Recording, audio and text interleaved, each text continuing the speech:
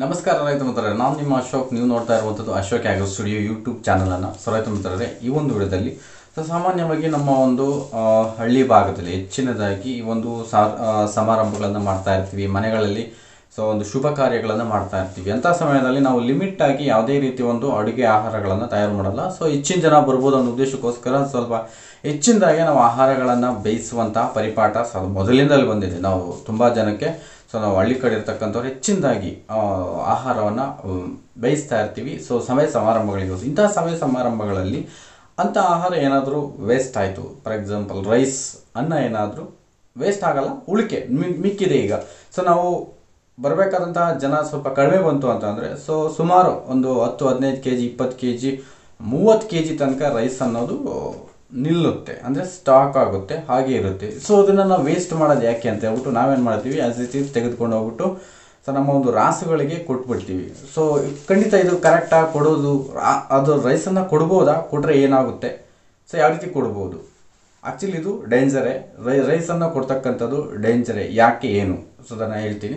ಇನ್ನೂ ಕೆಲವ್ರಿಗೊಂದು ಡೌಟ್ ಬರುತ್ತೆ, ನಾನು ಆಲ್ರೆಡಿ ಅನ್ನವನ್ನು ಅಂದರೆ ರೈಸನ್ನು ಕೊಟ್ಟಿದ್ದೀನಿ, ಚೆನ್ನಾಗಿ ತಿಂದಿದ್ದಾವೆ, ಏನೂ ಆಗಿಲ್ಲ, ಏನೂ ತೊಂದರೆ ಇಲ್ಲ ಅಂತ ಕೆಲವರಿಗೆ ಒಂದು ಸಂಶಯ ಬರುತ್ತೆ. ನೀನು ಕೊಟ್ಟಂತಹ ಅನ್ನ ತಿಂದು ಸಹ ಏನೂ ಆಗಿಲ್ಲ ಅಂದರೆ ಅದು ಏನಾಗಿರುತ್ತೆ ಅನ್ನೋದನ್ನು ಸಹ ನಾನು ಈ ವಿಡಿಯೋದಲ್ಲಿ ಹೇಳ್ತಾ ಹೋಗ್ತೀನಿ. ಖಂಡಿತ ವಿಡಿಯೋನ ಯಾರೆಲ್ಲ ಹೊಸ್ದಾಗಿ ವಾಚ್ ಮಾಡ್ತಾ ಇದ್ದೀರಾ ನಮ್ಮ ಚಾನಲ್ ಸಬ್ಸ್ಕ್ರೈಬ್ ಮಾಡ್ಕೊಳ್ಳಿ. ಹಾಗೆಯೇ ವಿಡಿಯೋಗಂತೂ ಒಂದು ಲೈಕ್ ಕೊಡಿ ಪ್ಲೀಸ್, ಅದು ನಮ್ಮೊಂದು ರಿಕ್ವೆಸ್ಟು ನಿಮ್ಮ ಹತ್ರ. ಓಕೆ, ಇವತ್ತು ಅನ್ನವನ್ನು ಕೊಡ್ಬೋದಾ ಬೇಡವಾ? ನಾನು ಮ್ಯಾಕ್ಸಿಮಮ್ ನನ್ನ ಒಂದು ರೆಕಮೆಂಡೇಶನ್, ಅನ್ನ ಅನ್ನೋದು ಬೇಡ, ಕೊಡೋದೇ ಬೇಡ. ಒಂದು ವೇಳೆ ಕೊಟ್ಟರು ಯಾವ ರೀತಿ ಮ್ಯಾನೇಜ್ ಮಾಡಬೇಕು, ಕೊಟ್ಟಿದ್ದೀವಿ ಅದನ್ನೇನು ಮ್ಯಾನೇಜ್ ಮಾಡಬೇಕು ಅನ್ನೋದನ್ನು ಖಂಡಿತ ಹೇಳ್ತಾ ಹೋಗ್ತೀನಿ. ಓಕೆ, ಕೊಟ್ಟಿರೋರಿಗೆ ಏನು ತೊಂದರೆ ಆಗಿಲ್ಲ ಅಂದರೆ ಏನಾಗಿರುತ್ತೆ ಅದನ್ನು ಸಹ ಹೇಳ್ತೇನೆ. ಮುಖ್ಯವಾಗಿ ಅನ್ನ ಅನ್ನೋದು ಬೇಡವೇ ಬೇಡ. ಯಾಕೆ ಬೇಡ ಅಂತ ಅಂದರೆ ನಮ್ಮ ಒಂದು ರಾಸುಗಳ ಒಂದು ಹೊಟ್ಟೆ ಭಾಗದಲ್ಲಿ ಈ ಒಂದು ಒಂದು ಪಾರ್ಟ್ಸ್ ಏನಿರುತ್ತೆ, ಜೀರ್ಣಾಂಗ ವ್ಯೂಹದ ಏನಿರುತ್ತೆ, ಒಂದು 4 ಪಾರ್ಟ್ಸ್ ಆಗಿರುತ್ತೆ. ರೂಮೆನ್ನು, ರೆಟಿಕ್ಯುಲಮ್ಮು, ಒಬೋಸಮು, ಅಮೋಬಸಮ್, 4 ಭಾಗಗಳಾಗಿ ಡಿವೈಡ್ ಆಗಿರುತ್ತೆ. ಇಲ್ಲಿ ಮೇಯ್ನ್ ಭಾಗ ರೂಮೆನ್ ಇರುತ್ತೆ. ನಾನು ಲಾಸ್ಟ್ ವಿಡಿಯೋದಲ್ಲಿ ಹೇಳಿದ್ದೀನಿ, ಈಗಲೂ ಅದನ್ನೇ ಹೇಳ್ತಾ ಇದ್ದೇವೆ. ಈ ರೂಮೆನ್ ಮೇಯ್ನ್ ಪಾರ್ಟ್ ಏನಿರುತ್ತೆ, ರೂಮೆನ್ನಲ್ಲಿ ಏನು ಆಹಾರವನ್ನು ನಾವು ತೆಗೆದುಕೊಳ್ಳುತ್ತೆ ರಾಸು, ಅದು ರೂಮೆನ್ಗೆ ಸಪ್ಲೈ ಆಗಿ ಅಲ್ಲಿಂದ ರಿಟರ್ನ್ ಬಂದು ಮೆಲ್ಕ್ ಹಾಕುತ್ತೆ ಅಂತ ಹೇಳಿದ್ದೀನಿ. ಇದು ಮೆಲುಕು ಹಾಕುವಂತಹ ಪ್ರಾಣಿ ನಮ್ಮ ಒಂದು ರಾಸುಗಳು. ಇದು ಮೆಲುಕು ಹಾಕುವಾಗ ಚೆನ್ನಾಗಿ ಅದನ್ನು ಜಿಗಿಯುತ್ತೆ, ಅಂದರೆ ಅಗಿತಾ ಇರುತ್ತೆ.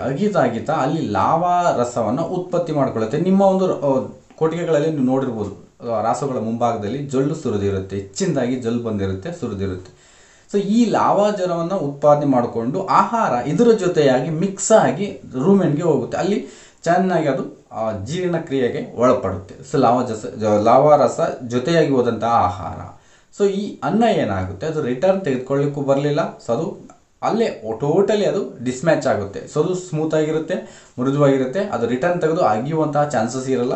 ಇಲ್ಲಿ ಆ ರೂಮೆನ್ನಲ್ಲಿ ಅದು ಡಿಸ್ಮ್ಯಾಚ್ ಆಗಿಬಿಡುತ್ತೆ, ಅಂದರೆ ಕಲಕಿದ ರೀತಿಯಾಗಿ ಮೊಸರು ರೀತಿಯಾಗಿ ಆಗೋಗುತ್ತೆ. ಈ ರೀತಿ ಆದಾಗ ಏನಾಗುತ್ತೆ ಅಂದರೆ ರೂಮೆನ್ನಲ್ಲಿ ಜೀರ್ಣಕ್ರಿಯೆಗೆ ಸಂಬಂಧಪಟ್ಟಂತೆ ಎಂಜೈಮ್ಸ್ ಇರುತ್ತೆ, ಪ್ರೋಟೋಜೋವಸ್ ಇರುತ್ತೆ. ಇವುಗಳ ಒಂದು ಉತ್ತಮ ಕೆಲಸ ಕಾರ್ಯಗಳಿಂದ ಆ ರೂಮೆನ್ನಲ್ಲಿ ಜೀರ್ಣಾಂಗ ವ್ಯವಸ್ಥೆ ನಡೀತಾ ಇರುತ್ತೆ. ಅನ್ನವೇನಾದರೂ ನಾವು ಕೊಟ್ಟಾಗ ಅದೇನಾದರೂ ಅಲ್ಲಿ ಆ ಒಂದು ರೂಮೆನ್ನಲ್ಲಿ ಸ್ಟಾಕ್ ಹಾಕಿ ಅದು ಕಲಕಿದಾಗ ರಿಟರ್ನ್ ತೆಗೆದುಕೊಳ್ಳೋಕೆ ಬರಲ್ಲ. ಇಲ್ಲಿ ಮಾಸ್ ಅಂದರೆ ಮುದ್ದೆ ರೂಪದಲ್ಲಿದ್ದರೆ ಅದು ರಿಟರ್ನ್ ಬರುತ್ತೆ, ಚೆನ್ನಾಗಿ ಜಿಗಿಯುತ್ತೆ. ಅದ್ರ ಜೊತೆ ಲಾವಾ ರಸ ಇರುತ್ತಲ್ಲ, ಆ ಲಾವಾ ರಸ ಜೊತೆ ಮಿಕ್ಸ್ ಆಗಿ ಮತ್ತೆ ರೂಮೆನ್ಗೆ ಹೋಗುತ್ತೆ ಜಿಗಿದುಕೊಂಡು. ಇಲ್ಲಿ ಅನ್ನ ಅನ್ನೋದು ಬರೋದಿಲ್ಲ. ಬಟ್ ಇಲ್ಲಿ ಏನಾಗುತ್ತೆ ಅಂದರೆ ಅನ್ನ ಏನಾದರೂ ಆ ರೀತಿ ಕೊಟ್ಟರೆ ಆ ರೂಮೆನ್ನಲ್ಲಿ ಇರುವಂತಹ ಈ ಎಂಜೈಮ್ಸ್ ಮತ್ತು ಪ್ರೋಟೋಜೋವಗಳು, ಅಂದರೆ ಜೀರ್ಣಕ್ರಿಯೆಗೆ ಸಹಾಯಕ ಮಾಡುವಂಥ ಬ್ಯಾಕ್ಟೀರಿಯಾ ಮತ್ತು ಸೂಕ್ಷ್ಮಾಣು ಜೀವಿಗಳನ್ನು ಕೊಲ್ಲುತ್ತೆ. ಹೇಗೆ ಕೊಲ್ಲುತ್ತೆ ಅಂತ ಅಂದರೆ ಅನ್ನ ಅನ್ನೋದು ಬೇಯಿಸಿರ್ತೀವಿ, ಆಲ್ರೆಡಿ ಬೇಯಿಸಿರುವಂತಹ ಅನ್ನ ನಾವು ರೂಮೆನ್ನಲ್ಲಿ ಸೇರಿಕೊಂಡಾಗ ಅಲ್ಲಿ ಕರಗಿದಾಗ ಅದು ಅಂದರೆ ಕದಡದಂತೆ ಆಗಿಬಿಟ್ಟು, ಅಂದರೆ ಅಲ್ಲಿ ಜೀರ್ಣ ಹೊಂದಿದಂತೆ ಆದಾಗ ಅಲ್ಲಿ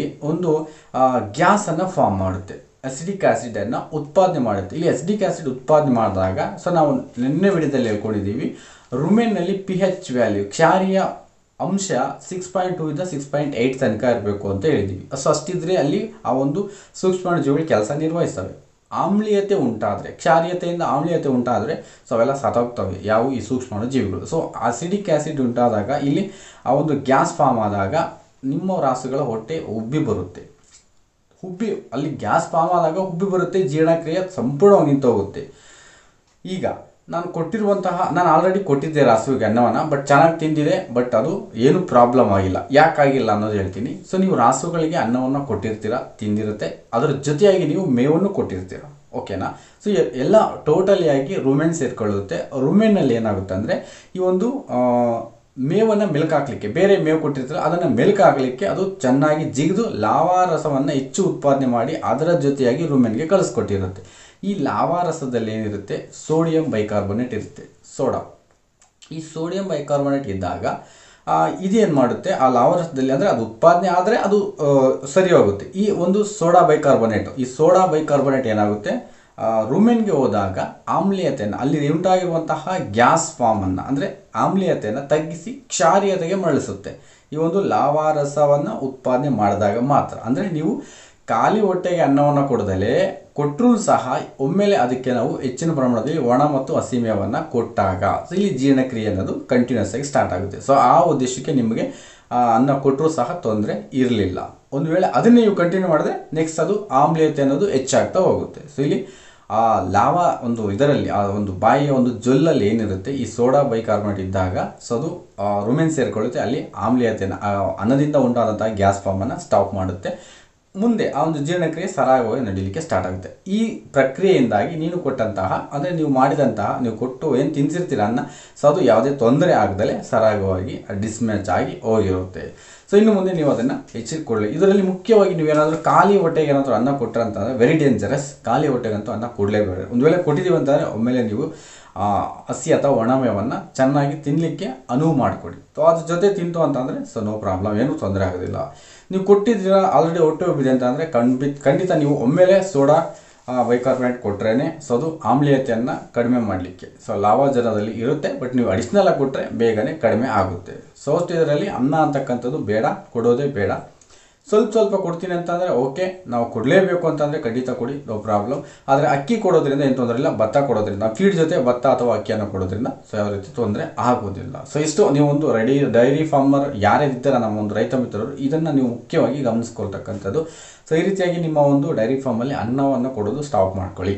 ಖಂಡಿತ ಅದು ರಾಸುಗಳಿಗೆ ವಿರುದ್ಧವಾಗಿ ಕೆಲಸ ಮಾಡ್ತಕ್ಕಂಥದ್ದು. ಸೊ ಅದಕ್ಕೋಸ್ಕರ ನೀವು ಅನ್ನವನ್ನು ಕೊಡಲ್ಲ ಅಂತ ನಾನಂತೂ ಅಂದ್ಕೊಂಡು ಈ ವಿಡಿಯೋನ ಎಂಡ್ ಮಾಡ್ತಾ ಇದ್ದೀನಿ. ನಮಸ್ಕಾರ.